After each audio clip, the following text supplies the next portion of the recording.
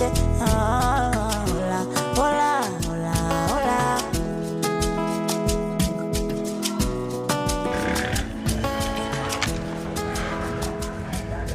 Vipi, ushamalizana na wake zako? Ya, namshukuru Mungu. Nimeshaongea nao na series yangu inakwenda kutimia. Hongera na una moyo.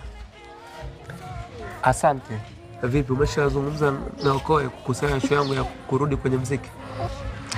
Tuliongea lakini lugha ilikuwa lugha gongana. Lakini nilijaribu kutumia Google Translate, nikana chat naye. Kaniambia haina shida, sio atakuja kwa drama tutamaliza kila kitu.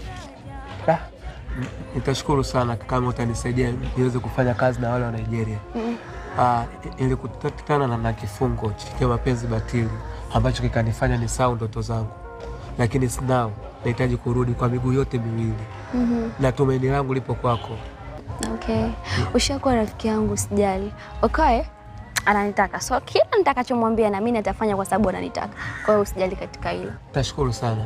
Na nadhani hata Mwenyezi Mungu kuwaleta wa Nigeria kwangu ni namna tu njia kunifanya nirudi kwenye muziki. Nikifanya nao dude goma moja likaenda. Plus na yale magoma yangu. Nafanya goma fulani vya challenge TikTok. Narudi mjini. Baba yangu vipi? Usijali, limeisha hilo rafiki yangu. Au sio? Yeah. Nashukuru sana. Usijali.